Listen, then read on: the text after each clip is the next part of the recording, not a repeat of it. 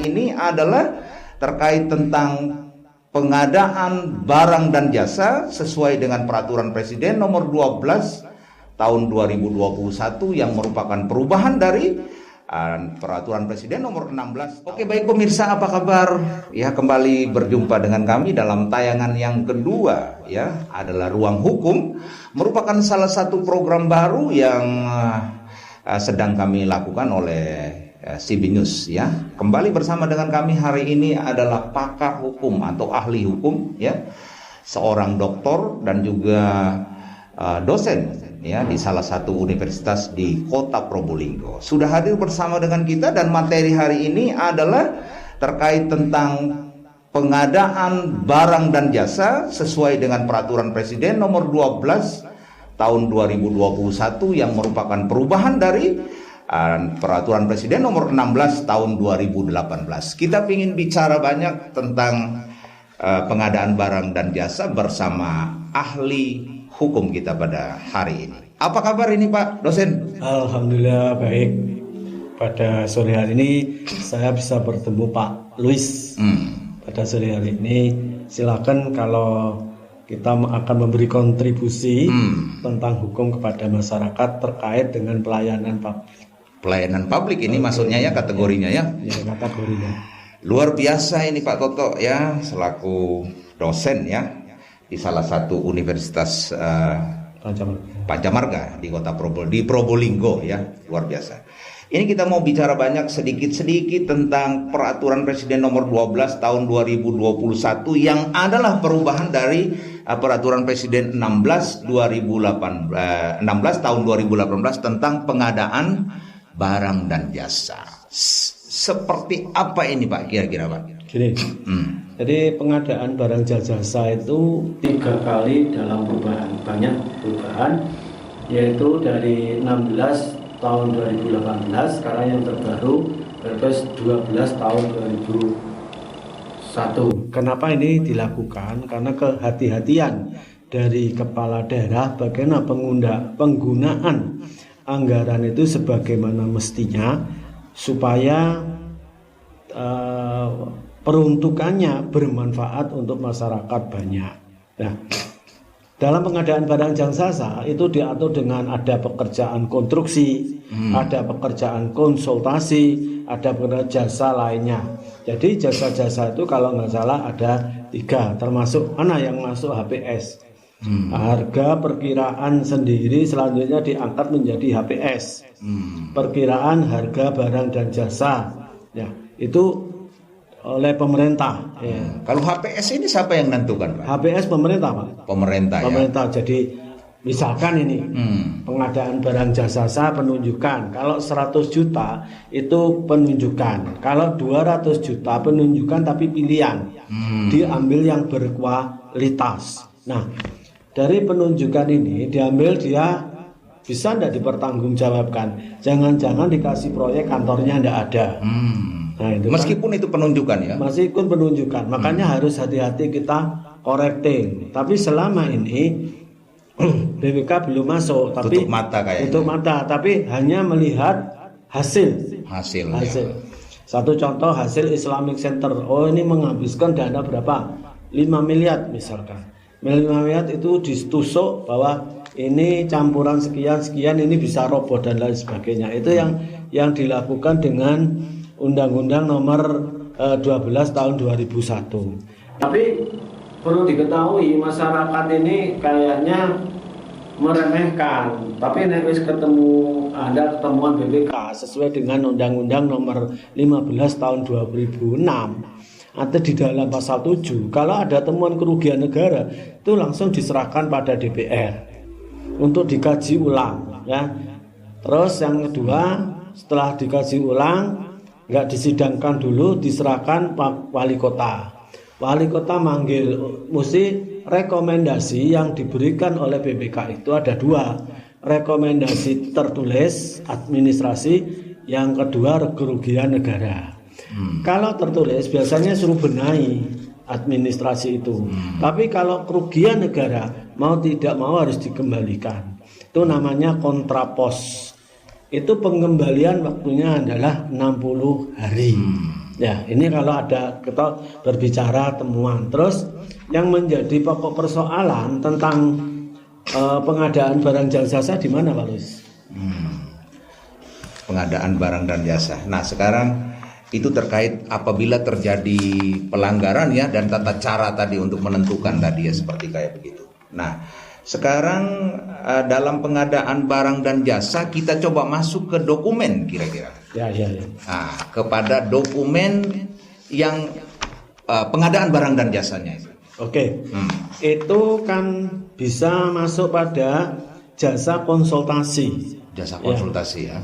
Sudah barang tentu jasa konsultasi ini kepada Pimpro. Ya, Pimpro manggil jasa konsultasi. Tapi ini harus hati-hati di limit. Ya, paling tidak pengadaan PA, pengguna anggaran, pejabat komitmen penggunaan anggaran dan lain sebagainya itu dihitung berapa limitnya ini. Oh, ini sekian, ini batunya sekian, itu namanya RAP. Ya, RAP itu sudah diatur semua, Pak. Nah, kalau toh mendatangkan jasa konsultasi itu harus pas rumah sakit itu apa? Tipe apa dulu? Tipe B, A, B, C kan gitu kan? Ya kalau toh memang mau cari contoh produk rumah sakit ya tipe C, tidak boleh lebih dari itu. Sebab nanti itu akan menjadi temuan. Nah, kalau sudah menjadi temuan susah ya. Ada beberapa hal kalau sudah di pertemuan penyedia anggaran tidak melaksanakan kontrak ya, bagaimana pekerjaan itu selesai menyebabkan kegagalan bangunan dan lain sebagainya, itu dampaknya luas. Kelihatannya sederhana, oh ini cuma salah ini bisa dicoret atau dibenahi, itu kelihatannya sederhana, tapi itu kalau tidak diikuti secara jeli, dipantau secara jeli, bisa teledor kita. Mohon maaf, dalam undang-undang pemerintah daerah juga tindak pidana korupsi nomor 30 tahun 2012. Laporan masyarakat itu sangat diperlukan. Sangat perlu. Makanya kalau saudara ngomong begini nang dewan begini itu hak-haknya rakyat. Membantu pemerintah supaya tercipta clean governance dan good governance gitu loh, Pak. Peran serta masyarakat. Ya. Jangan dianggap wae tekone maling ini. Enggak. Memberikan kontribusi pemikiran. Makanya semua undang-undang ini masyarakat tahu gitu loh, Pak. Ya harusnya dibaca. Nah, di sini juga ada sanksi administrasi. Sanksi administrasi itu kuat. Ya. Makanya sedikit contoh lah. Misalnya TAP MPR nomor 6 tahun 2000. Kalau pimpinan publik sudah tidak dipercaya masyarakat, tidak usah nunggu kesalahan turun, Pak. Itu TAP MPR, tapi ini ngomong yang atas. Kalau ini kan daerah, enggak ke sana. Oke. Baik. Kembali lagi kita pada peraturan Presiden nomor 12 tahun 2021 ya, yang adalah perubahan dari peraturan Presiden nomor 16 tahun 2018 tentang pengadaan barang dan jasa. Kita masih berbicara di seputaran tentang dokumen. Dalam pengadaan barang dan jasa sekarang sistem kita kan sudah sistem elektronik. Ya. Kalau zaman dulu mungkin manual ya, surat menyurat. Kalau sekarang kan sudah lelang elektronik. Nah, coba saya tarik sedikit. Apabila dalam dokumen pemilihan itu terjadi kesalahan, kira-kira bagaimana cara mengupasnya? Berarti dokumennya yang salah. Apa salah ketik, apa salah apa saja, yang penting ada kesalahan. Kalau salah ketik itu hanya satu lembar, Pak. Ini berapa lembar? Saya enggak melok-melok sampean ya. Kita lihat di dalam pasal 78. Undang-undang nomor 12 tahun 2021 itu pasal 78, satu menyampaikan dokumen atau keterangan palsu tidak benar untuk memenuhi persyaratan ditentukan oleh dokumen pemilihan. Ini kan jelas, ya kan? Jangan sampai dokumen itu palsu. Kalau toh menjiplak, itu harus pandai-pandai yang menjiplak. Itu kalau di dalam ilmiah itu namanya plagiasi atau plagiator, tidak boleh. Nah, kalau begini berikan tahun satu itu dampaknya luas. Dalam hal penyediaan nanti tidak melaksanakan kontrak, tidak menyelesaikan pekerjaan, melaksanakan kewajiban dalam masa pemilihan. Nah, sanksinya apa?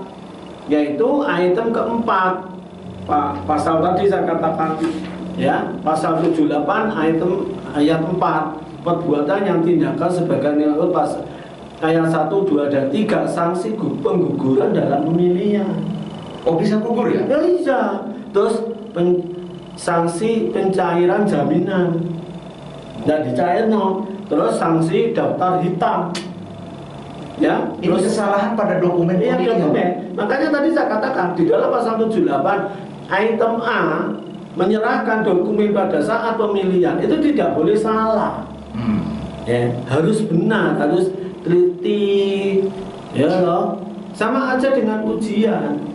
Sekarang setiap kebijakan pemerintah itu membuat analisa akademik. Ada analisanya. Ada analisa akademik. Semestinya semua pimpinan macam-macam, semuanya pendamping sebagai analis akademik. Ini secara akademik bagaimana? Oh, gambar teknik sipil. Iki bener ndak anggaran iki? Iki misalnya 1 meter. 1 meter itu kan ada uangnya ini. Terus itu ukurannya 5 meter. Oh, ini ada uangnya. Kamarnya berapa? Ini untuk apa dan lain sebagainya. Jangan memandang sesuatu itu sederhana. Ya, jangan sampai pembangunan itu berkorban untuk rakyat. Hanya gara-gara dokumen. Gara-gara dokumen bisa tipenya B dibuatkan dokumen C misalkan. Tahu-tahu dapat belum 5 tahun roboh, siapa jadi korban? Masyarakat kan, iya. Ini uangnya siapa? Uang rakyat. Pemerintah sekarang lagi bersih-bersih. Sehingga tadi pagi saya melihat dokumen bahwa korupsi di zaman Pak Jokowi itu macam-macam bentuknya. Saya tidak ulas itu, kan bukan kepentingan saya gitu. Oke, baik. Masih tetap di seputaran dokumen. Ini bicara tentang dokumen yang sedang di-launching, yang nanti akan dilelang itu ya, sebuah proyek dalam sebuah daerah. Ini kira-kira dokumen yang dilelang itu, yang terbit di lelang elektronik, terjadi sebuah kesalahan. Adakah sebuah sanksi di sana? Saya katakan gugurnya dalam pemilihan. Ya, jadi kalau dalam pemilihan kemarin misalkan diketahui, berarti Pak Louis jeli mengeman terhadap pemerintah kota. Bukan, jangan diartikan busuk, Pak. Ya, sama ini bagus membantu pemerintah. Iki lho salah, sing bener iku ngene. Cuma sebagai masyarakat harus tahu semua. Kalau face to face lain persoalannya, gitu loh Pak. Jadi menurut kacamata saya, ketika ikut pemilihan lelang, semua itu harus benar, harus dibenahi. Baik peserta lelangnya, iya khususnya peserta lelang, dan juga sebagai penyelenggaranya. Loh, gini loh Pak, kan peserta lelang itu kan membuat jasa konsultasi ini. Ya. Nah, sama jasa konsultasi dibuatkan. Ini tipe apa Pak? Tipe C. Nah ini pun harus ada pembanding. Pemerintah itu mesti cari pembanding A, B, C. Termahal, ya, sedengan, termurah. Itu tunjukkan mana yang dipilih. Yang namanya dengan efisiensi anggaran. Itu loh, Pak. Efisiensi anggaran, ya. Jadi harus jangan dianggap sepele. Sekarang itu hati-hati, harus serba kontrol. Takutnya nek kepleset, harus nulung Pak. Itu harapan saya. Jadi sampean bener, kalau sekarang bagaimana ada jasa konsultasi ini boleh aja. Jadi jasa konsultasi ini harus qualified. Ya. Kalau orangnya kena rugi ya dia ikut rugi bisa. Gitu ya. Iya. Itu selain sanksi administrasi, adakah dampak dalam hukum umum kira-kira? Loh, sekarang kalau sanksi daftar hitam, Oh, kan selama hidupnya kan dia tidak akan dapatkan proyek. Karena itu sifatnya administrasi, sanksinya administrasi, Pak. Kalau sifatnya kerugian negara, dampaknya kerugian orang lain, itu sanksi pidana. Ya, dalam peraturan-peraturan itu sekarang, baik undang-undang kesehatan tentang pandemi dan lain sebagainya, itu sanksi yang saya sanksi itu ada, sehingga ada komponen lihat. Makanya sekarang itu jarang jurusan HTN, jurusan perdata, jurusan pidana, tidak, sekarang hukum yang diambil sebagai luas karena pemahaman masing-masing itu terhadap nanti pada pembuatan skripsi, gitu Pak. Artinya dalam sebuah dokumen dalam pengadaan barang dan jasa itu harus benar-benar dipastikan itu ada. Iya. Iya. Dan dia harus ada pembanding, Pak. Harus ada pembanding. Misalkan sekecil apapun itu menjadi kesalahan. Ya? Iya, sekecil apapun jadi kesalahan. Ini untung sekarang ada yang mengingatkan ini. Tapi kan asumsi sampean jangan ke pidana loh ya. Jangan ya. Ini administrasi. Jadi sanksinya administrasi. Cuma administrasi saja bisa digugurkan ya? Bisa. Dalam pasal berapa tadi 78 item keempat. Ya kan sudah jelas sanksi digugurkan dari pemilihan dari milih. Ya. Nek melaku sanksi jaminan tidak dicairno. Ya kan, yang terakhir, yang ketiga, sanksi daftar hitam, sanksi ganti kerugian ini nanti kita kupas masuk dalam kerugian negara. Kayak gelem balekno ndak? Begitu. Ya. Sehingga kalau CV ataupun PT udah kena sanksi hitam, dia selamanya nggak dapatkan ini.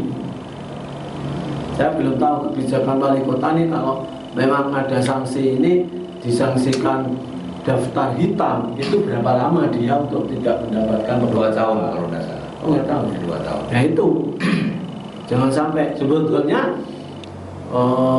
CV ini sebetulnya orang itu terima kasih sama sampean, diingatkan. Kenapa? Saya tahu maksudnya sama. Kenapa ke DPR? Biar ini terkontrol bener bahwa saya nggak main-main. Jadi sampai nggak turun nulis ini ada hasilnya untuk kepentingan rakyat banyak. Ya toh, pahala itu tidak harus membawa barang yang besar, masih uang tidak. Tapi dengan proses pemikiran mengamankan kepentingan umum, kepentingan pribadi, kepentingan umum diutamakan, itu sama dapat pahala. Ya, sebetulnya anggaplah itu kontraktor itu terima kasih sama sampean, diingatkan, oh salah Pak, ini nek wis melok pemilihan mesti kena sanksi. Ya. Baik Pak Toto, luar biasa sekali pemirsa ya penjelasannya daripada ahli ya, ahli hukum ini terkait tentang pengadaan barang dan jasa. Singkat saja Pak dosen, bisa merangkum sedikit saja ya kan ya, rangkum sedikit tentang peran daripada peraturan presiden ini sehingga dalam penyelenggaraan pengadaan barang dan jasa itu tidak sampai masuk ke dalam baik dari kerugian ataupun pada tindak pidana. Belum.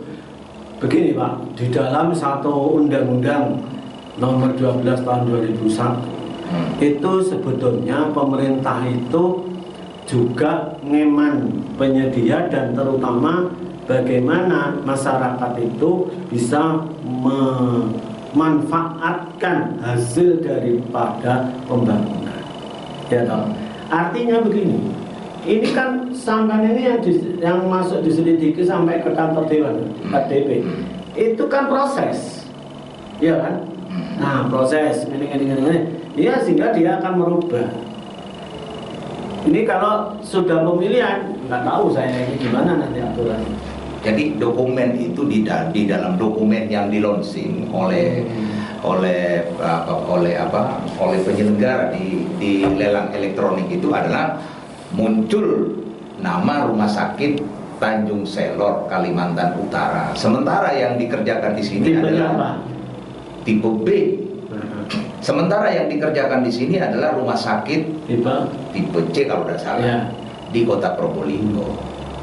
Terus? Nah, kira-kira itu. Nah, ini dokumen yang dilonsing, dokumen yang dilelangkan itu adalah yang mestinya adalah pembangunan rumah sakit umum C.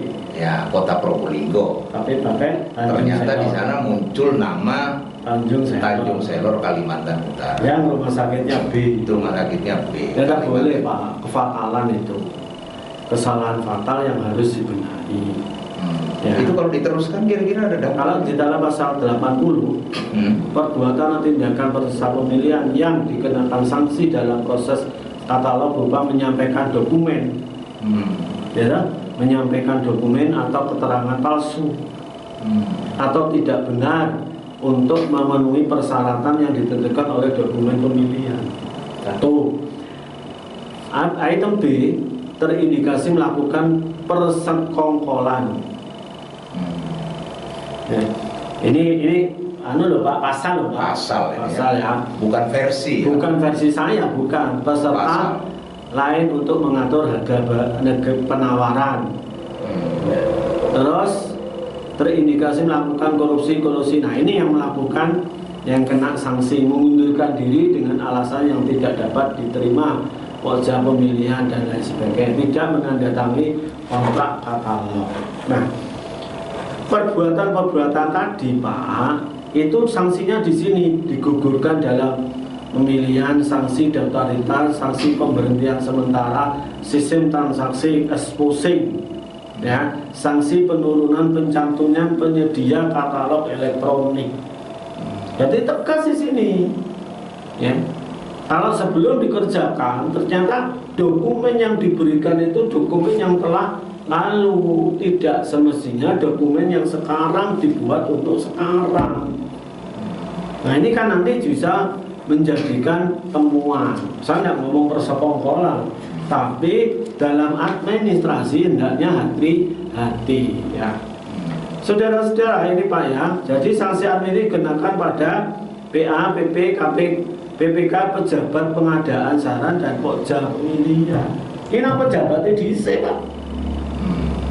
Sanksi itu pemberian sanksi administrasi sebagaimana dimaksud ayat 1 dilaksanakan oleh pejabat pembina pegawai sama wali kota yang beri sanksi. Loh kok iso kesalahan kok sih digawe. Jadi nanti bisa kepala daerah memberikan sanksi administrasi, dia dicopot dari jabatannya sebagai penyedia barang dan jasa, atau dia, saya yakin nggak terlalu jauh, ya cuma sanksi administrasi, itu aja Pak. Kira-kira ada tambahan lagi Pak berkaitan tentang dokumen tadi yang salah dalam pengadaan barang dan jasa?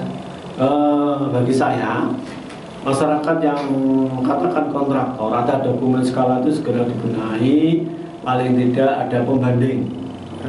1, 2, 3 contoh pembanding dari harga-harga itu, paling tidak yang sesuai maka diambil nanti oleh pemerintah yang termurah dan baik. Itu fungsi pemerintah ya. Jadi gambar rumah sakit itu dibuat sendiri, modelnya kayak apa, saya dilihat, dilaporkan gini. Nah kalau tipe C harganya tipe C, cari contoh yang tipe C. Tipe C itu ini pembandingnya ini harganya gini, nanti HPS-nya berapa. Itu yang menentukan dari pemerintah daerah ya. Jadi kesalahan dokumen akan berdampak pada seluruh hasilnya juga ya. Terhadap pejabatnya iya. Ada yang sanksi administrasi untuk bisa menjadi pidana juga ya. Oh, pada akhirnya. Pada akhirnya. Ketika terjadi kerugian. Ya, terjadi kerugian negara, tidak mau mengembalikan. Ya, sopo kata ini gelem nanggung, yang mereka yang kena. Gitu. Kita nih harus hati-hati. Saya ingat kembali pada Undang-Undang Nomor ini apa namanya korupsi, ya pasal 12. Itu hati-hati, kekuasaan daripada KPK itu luas, Pak. Ya. Ya pasal 12 ini melakukan penyadapan, memerintahkan kepada instansi terkait untuk melarang seseorang pergi, minta keterangan pada bank, memerintahkan kepada bank, lembaga keuangan lainnya untuk memblokir rekening, memerintahkan. Nah, ini luas. Nah, hasilnya dari pasal 12 ini boleh peran serta masyarakat, ya, boleh peran serta memberikan keterangan, gitu loh. Jadi peran masyarakat itu jangan dianggap enteng. Makanya peran masyarakat itu harus membuat laporan, ini terjadi ini, kerugiannya ini, itu harus berani, gitu loh Pak. Pencegahan ini ya. Pencegahan, ya. Yang namanya dalam proses hukum pidana itu teori non penal. Kalau penal itu undang-undangnya ini, kalau non penal itu pencegahan. Ya, teorinya itu. Kategorinya termasuk peran serta masyarakat. Ya, peran serta masyarakat. Baik, terima kasih. Ya, sama-sama. Pak dosen sekaligus juga pakar hukum ini, menjadi ahli hukum yang luar biasa, bisa memberikan sedikit pengetahuannya, ilmunya buat kita semua. Kiranya tayangan ini bisa bermanfaat dan mendidik tentunya untuk seluruh pemirsa setia CB News.